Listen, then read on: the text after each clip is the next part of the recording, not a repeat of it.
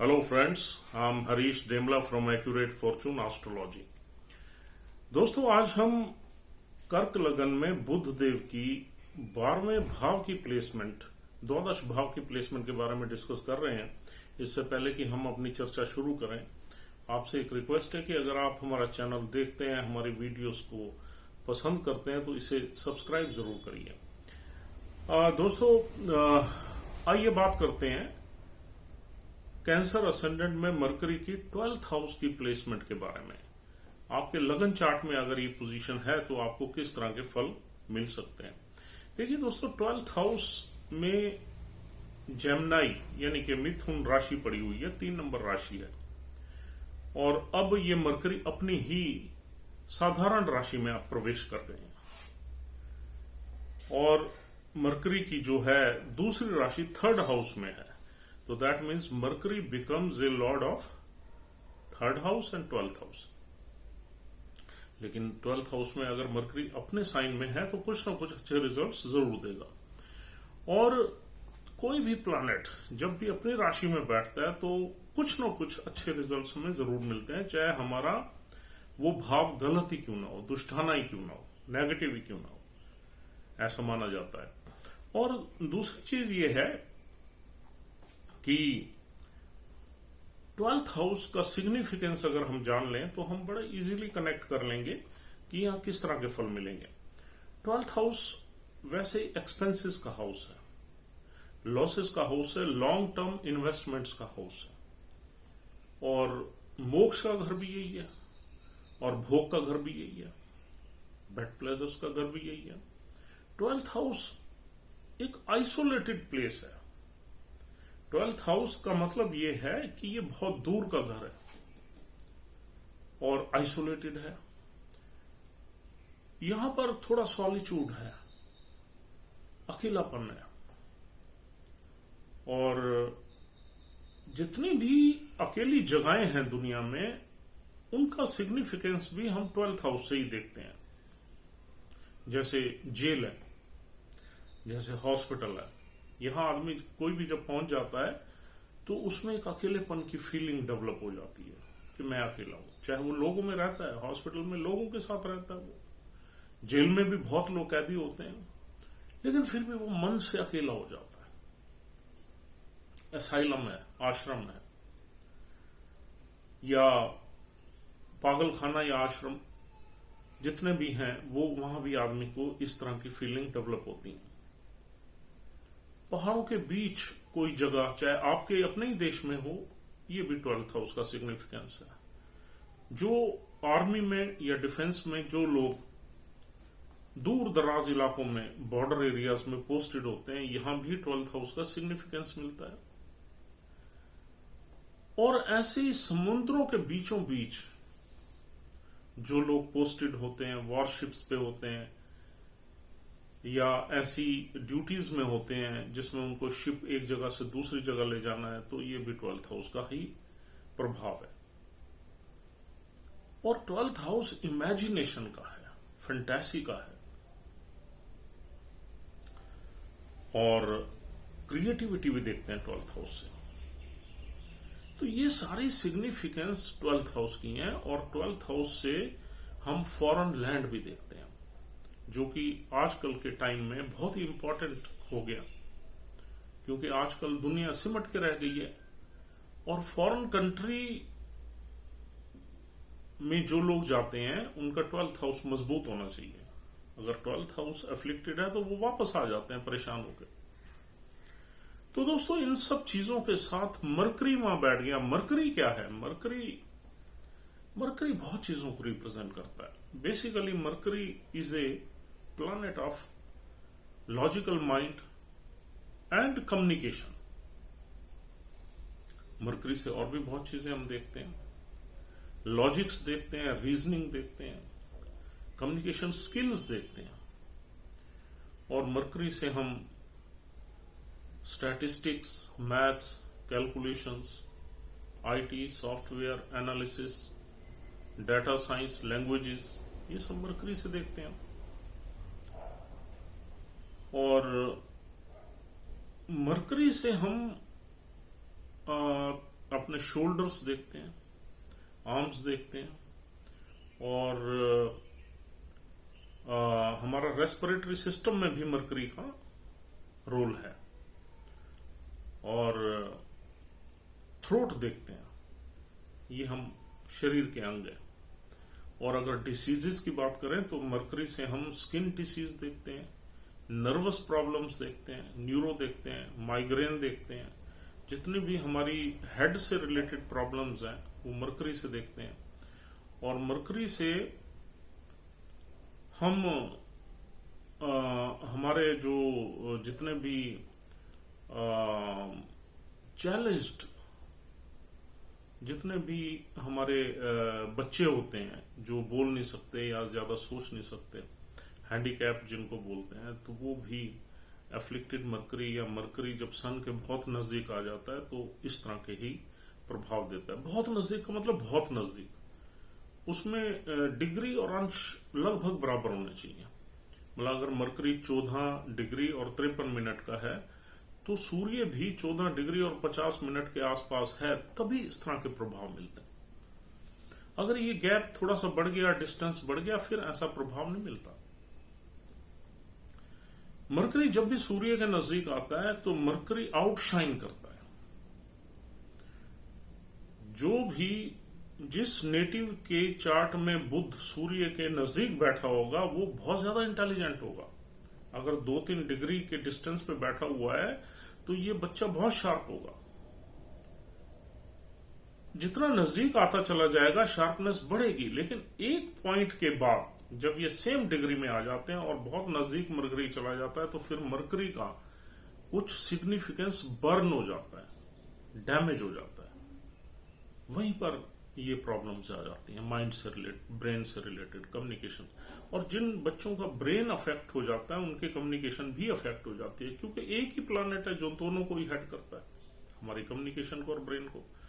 तो मरकरी से हम दोनों चीजें देखते हैं। और मरकरी से हम मेमोरी भी देखते हैं, बिकॉज इसका कनेक्शन ब्रेन से ही है। मरकरी अफ्लिक्ट हो जाए तो मेमोरी हमारी कमजोर हो जाती है, वीक हो जाती है। मरकरी अगर स्ट्रांग है तो मेमोरी हमारी जबरदस्त रहती है। अब दोस्तों यहां पर मरकरी क्या करेगा? देखिए, अपनी राशि में मरकरी है, यहां पर इंसान का ब्रेन अच्छा रहेगा। उसमें 2 तरह की क्वालिटीज होंगी। छठे घर की मतलब लॉजिकल ब्रेन भी होगा, इमेजिनेटिव भी होगा। 12वें घर की क्वालिटीज भी यहां मिलेंगी इंसान को। इमेजिनेटिव भी होगा और प्रैक्टिकल भी होगा, लॉजिकल भी होगा, रीजनिंग वगैरह भी इस इंसान में अच्छी होगी, कम्युनिकेशन स्किल्स में अच्छा होगा, अगर एफ्लिक्शन नहीं है मरकरी में कोई। और दोस्तों यहां बुध जो है कहीं ना कहीं एफर्ट मारेगा अपने आप को इस्टेब्लिश करने। अब इस घर से हम जो सिग्निफिकेंस है उसको कनेक्ट करने की कोशिश करते हैं। लॉस का सिग्निफिकेंस है एक्सपेंस का। अब मरकरी आप इंटेलिजेंस है, लॉजिक है, तो यहां पर इंसान जो है, जो उसके खर्चे हैं वो बड़े लॉजिकल होंगे और बड़े रीजनेबल होंगे।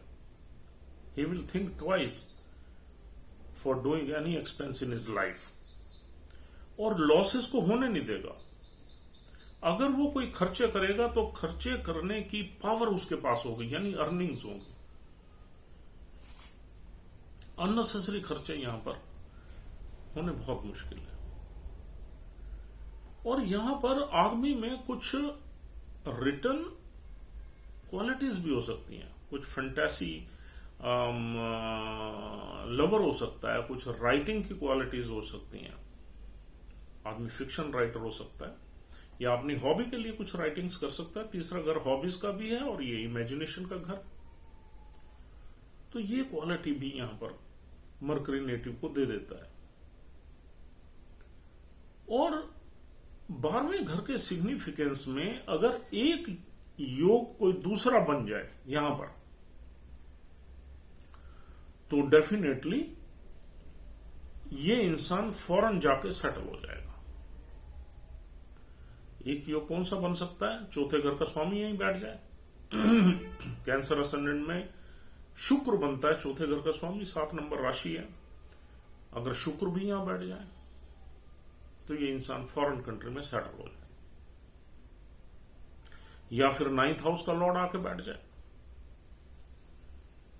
या फिर चौथे घर में राहु आ जाए, या फिर राहु मरकरी के साथ बैठ जाए, या फिर राहु किसी चंद्र के नक्षत्र में बैठ जाए। तो ये सारी की सारी प्लेसमेंट्स या कॉम्बिनेशंस इंसान को फॉरेन कंट्री में सेटल करा सकती है। और ये वाला मरकरी इंसान को सेटल तो कर देगा, दिस इज फॉर श्योर, क्योंकि पराक्रम के घर का स्वामी 12वें घर में चला गया। आदमी जैसे ही 12वें घर से कनेक्ट होगा, वहां मेहनत करेगा, आदमी सेटल होने की डायरेक्शन में चल पड़ेगा। अब 12वां घर से हम एक्सपोर्ट इंपोर्ट देखते हैं, वहां भी ये इंसान कामयाब हो सकता है। 12वें घर से हम मल्टीनेशनल कंपनीज की नौकरियां देखते हैं, वहां भी कामयाब हो सकता है। ट्रेड एंड कॉमर्स अगर आउटसाइड कनेक्टेड है, इवन दूसरी स्टेट्स में भी अगर आपका एक्सपोर्ट इंपोर्ट है, तो भी आदमी यहां पर कामयाब हो सकता है। और 12th हाउस में अगर इंसान फॉरेन कंट्री में जाके सेटल हो जाता है, वहां तो ये मरकरी बहुत ही अच्छा काम करेगा। अब ये मरकरी अगर सूर्य के साथ बैठा है, तो भी फॉरेन कंट्री की सेटलमेंट लगभग एश्योर हो जाती है। बिकॉज सूर्य जिस हाउस में बैठता है, उस हाउस को प्रकाशित करता है। तो अगर सूर्य 12वें में है, तो डेफिनेटली हम 12वें घर को ही प्रकाशित करेगा। या फिर अगर ये इंसान फॉरेन के लोगों के साथ कनेक्ट करके काम करे, फॉरेन का सिग्निफिकेंस कोई भी आ जाए, तो यहां पर सक्सेस मिलेगी। ये इंसान दूर दराज इलाकों में काम करे तो भी सक्सेस मिलेगी। अब मरकरी, अब 12th हाउस से रिलेटेड जितनी भी हमने चीजें डिस्कस की हैं, यानी कि हॉस्पिटल है, हॉस्पिटल में नौकरी करेगा, सक्सेस मिलेगी। आश्रम में किसी में करेगा, सक्सेस मिलेगी। किसी दूर दराज इलाकों में इसकी पोस्टिंग होगी, अगर इसका डिफेंस की साइड या कहीं फॉरेस्ट एरिया में अगर ये पोस्टिंग है इसकी, तो सक्सेस मिलेगी। और अगर ये अकेला रहेगा, यानी कि एक दूसरे स्टेट में रहेगा जहां इसके लोग नहीं है, तो भी सक्सेस मिलने के चांसेस यहां है। तो कुल मिला के अच्छी पोजीशन है। नेटिव प्लेस पे ना रहे तभी यहां पर ये मरकरी काम करेगा। और फिर अगर बुध से रिलेटेड इसका काम होगा तो सक्सेस और ज्यादा मिलेगी। मरकरी से रिलेटेड काम आपको मालूम ही है, आजकल जितने भी मॉडर्न काम है मरकरी से रिलेटेड है। और ट्रेड एंड कॉमर्स भी है, बिजनेस भी है। लेकिन अगर आदमी अपने नेटिव प्लेस पे काम करता है इस प्लेसमेंट में, तो नुकसान होंगे, खर्चे बढ़ेंगे, नुकसान हो जाएंगे, क्योंकि उसका ब्रेन काम नहीं करेगा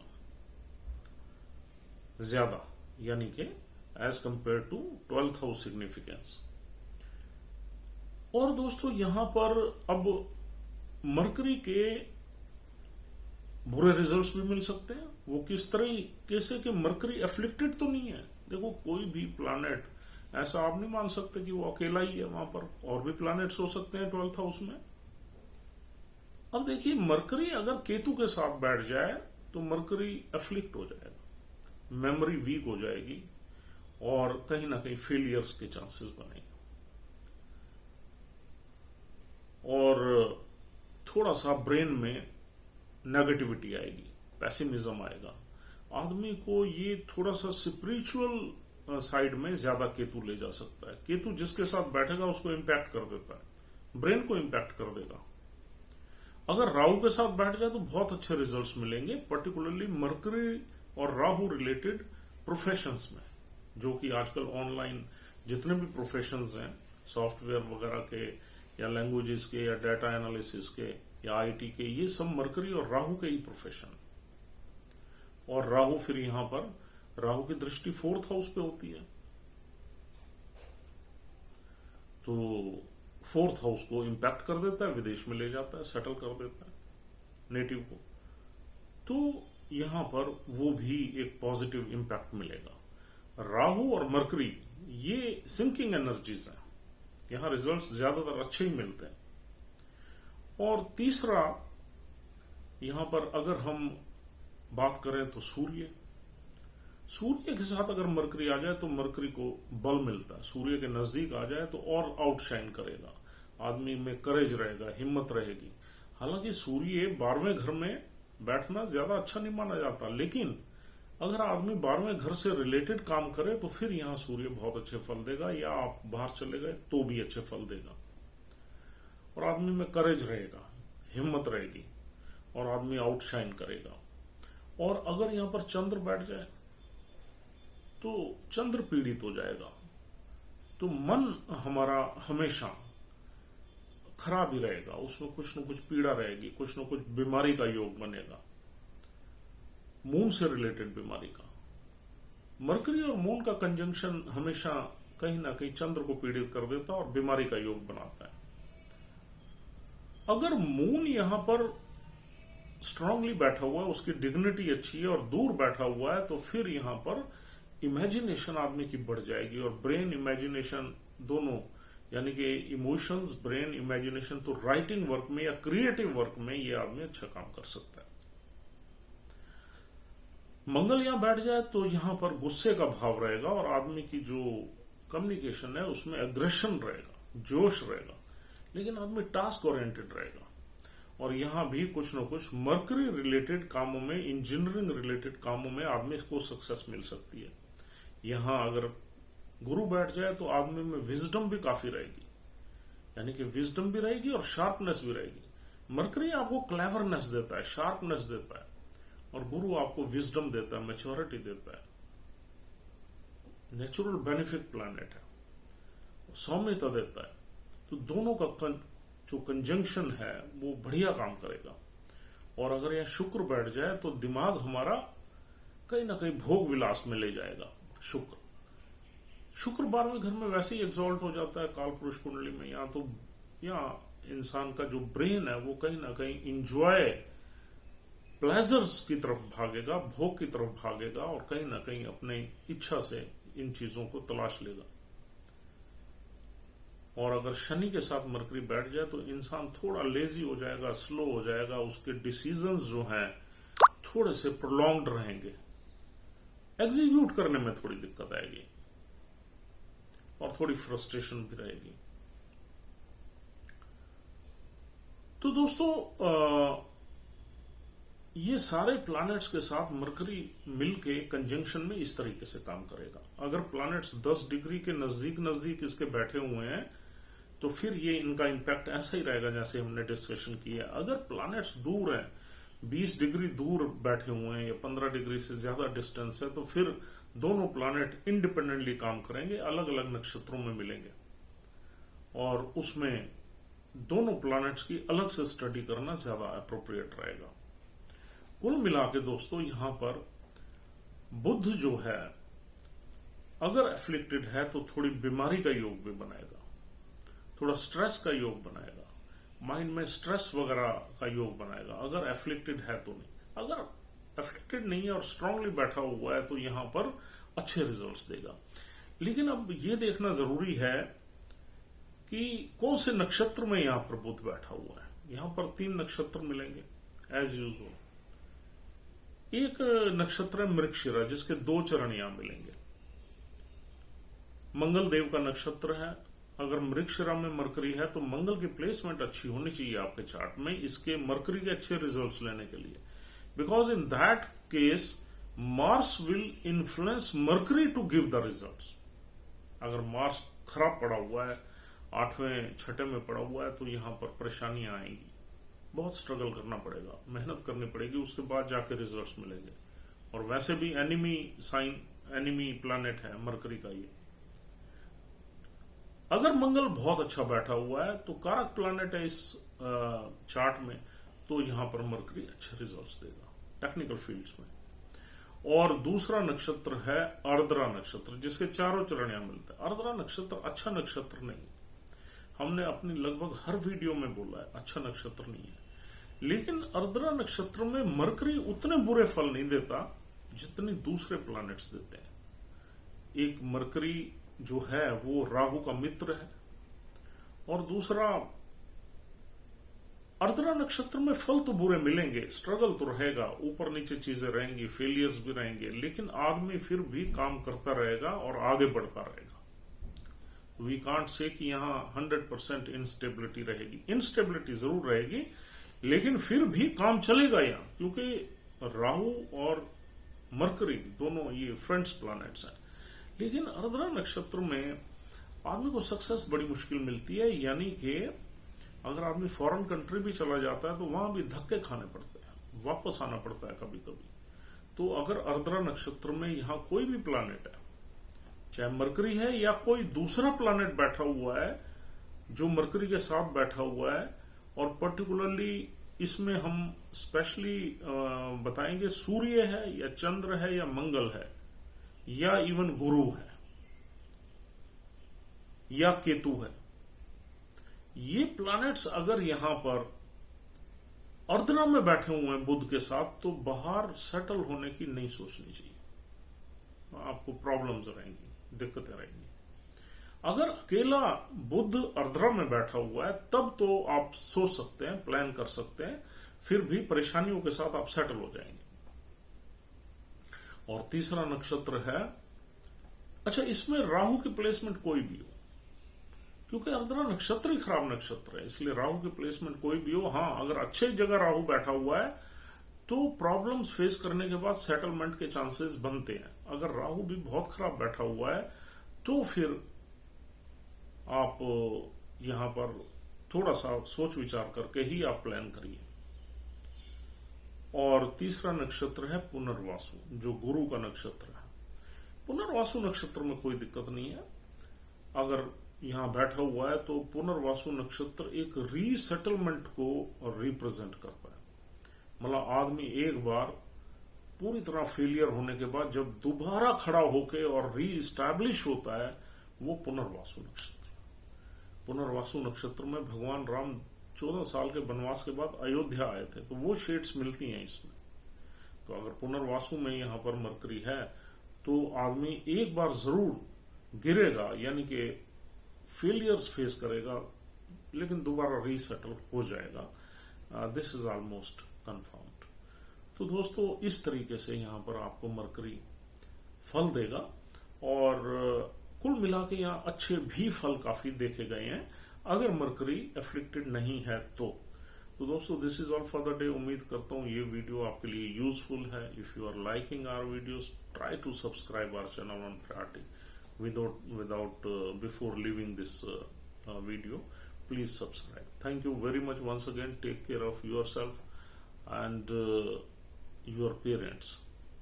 Thanks once again.